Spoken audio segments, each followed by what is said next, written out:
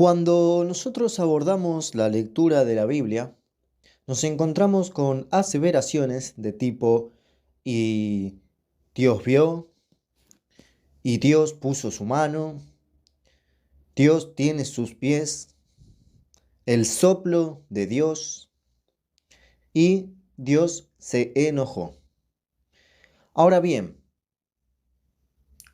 ¿estas afirmaciones son literales o son más bien una especie de referencia alegórica, a los fines de que como personas podamos entender el obrar del Eterno?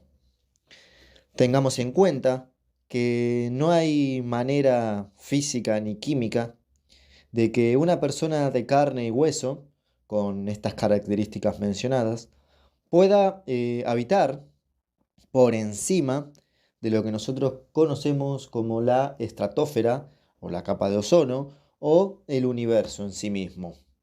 Entonces, abordemos este tema detalladamente.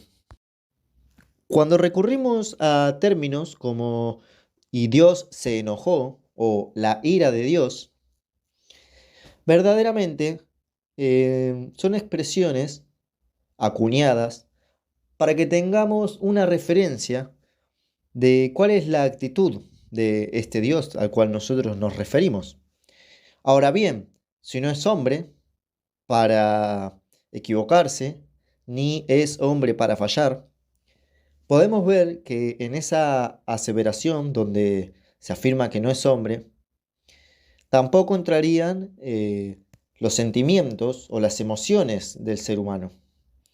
Pues bien, sabemos que Dios tiene un tiempo para cada cosa y que a medida que va avanzando el mismo, conforme a nuestras decisiones por el libre albedrío que tenemos, hay una suerte de consecuencias aparejadas a estas mismas. ¿Qué quiere decir?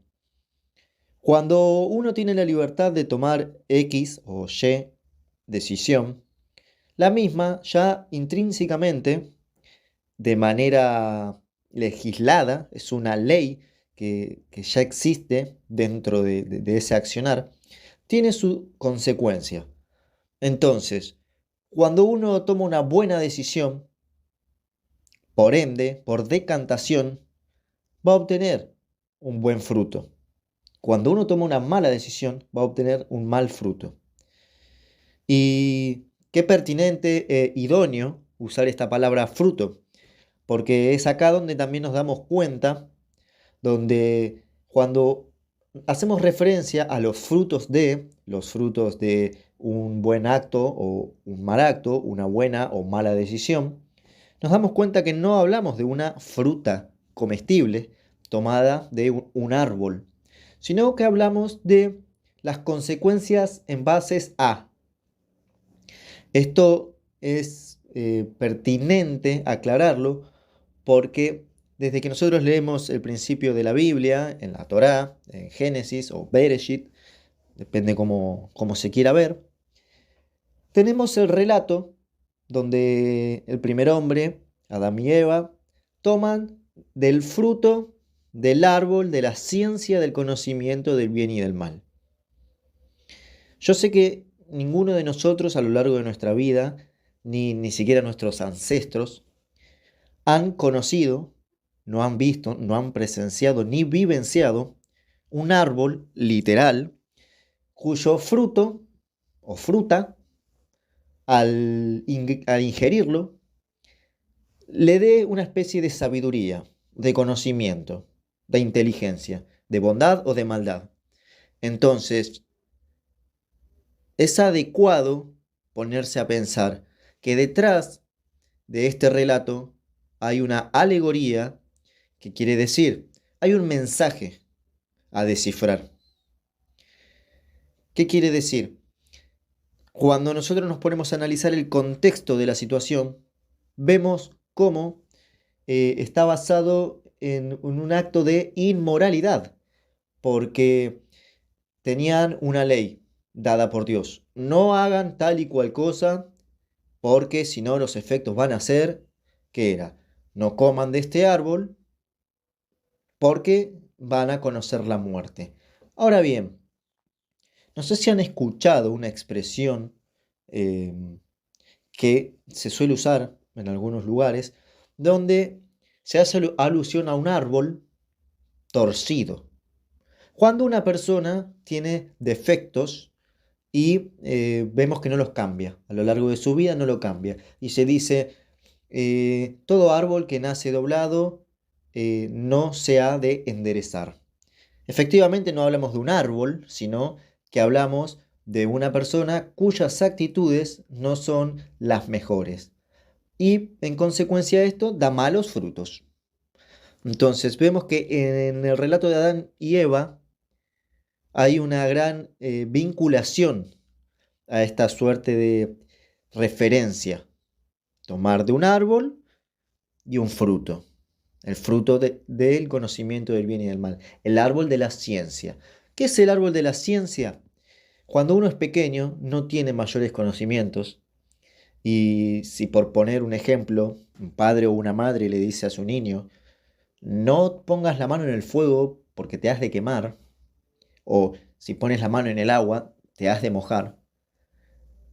El niño quizás no tiene el conocimiento empírico, o sea, no ha vivenciado esto que nosotros le advertimos, ¿verdad? Entonces, quizá el niño por curiosidad o por estar desatento, va y pone la mano en el fuego. ¿Qué le pasa? Se quema. O va y pone la mano en el agua. ¿Qué le pasa? Se moja. Entonces, es aquí donde nosotros vemos que podemos usar esta expresión. Ha tomado del árbol de la ciencia. El árbol es una ejemplificación de aquello con lo cual uno tiene contacto directo. En este caso, el árbol podría ser el fuego, el árbol podría ser el agua. Y la ciencia del conocimiento del bien y del mal se adquiere una vez tomado de ese árbol y haber vivenciado la consecuencia de quemarnos las manos o quemarse las manos, el niño, o haberse mojado la mano. Ahora sí sabe qué es lo que es el calor del fuego y qué es lo que es la humedad del agua. Ahora sí sabe si estuvo bien o mal. ¿Cómo lo sabe? Porque su padre o madre le ha advertido previamente. No hagas tal o cual cosa porque la consecuencia es aquella. Si el niño de manera arbitraria decide pasar por encima de la advertencia de sus padres, se va a sentir mal.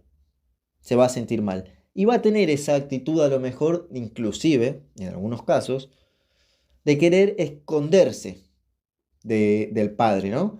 O de la madre, esconder aquel error que ha cometido, escondiendo su manito atrás en su espalda.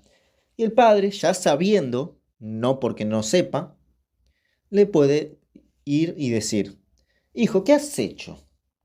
¿Acaso has tocado aquello que te dije que no toques? ¿Has hecho aquello que te advertí que no hagas? Esto es básicamente lo que podemos comprender que ha pasado en el huerto de Edén. Vale la pena mucho a la hora de abordar la lectura de las escrituras, tener una profundización y un cierto grado de madurez inteligente. No en todos los casos se requiere siempre tener estudios universitarios, estudios terciarios, conocer de filosofía, de matemáticas, de ciencias exactas, ciencias políticas. Simplemente se trata de entender que Dios tiene un mensaje para nosotros y trata de darnos ese mensaje de manera en que nosotros humanamente podamos entenderlo, porque somos humanos y necesitamos ese tipo de referencias. No nos podría expresar un mensaje de manera en que no lo entendamos. Quiere decir, no nos podría hablar en un idioma que en ninguna parte del mundo se hable. Entonces, el idioma universal, ¿cuál es? Con alegorías, con metáforas que el ser humano puede entender.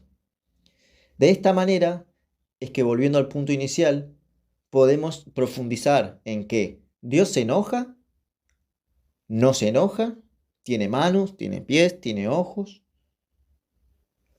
Es importante meditar en este tema porque en cuanto a el enojo o la ira de Dios, es consecuente siempre en los actos humanos. ¿Qué quiere decir?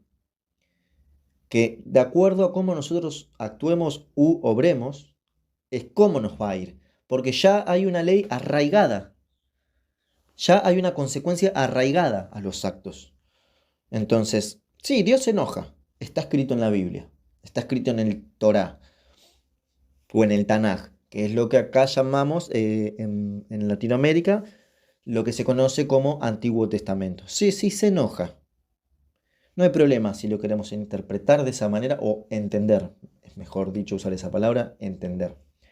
Ahora bien, recordemos siempre que Dios, el Eterno, el Rey y Juez soberano, que rige sobre todos nosotros, no es humano, no es de carne y hueso, no es hombre ni mujer. Entonces, está por encima de estos conceptos humanos.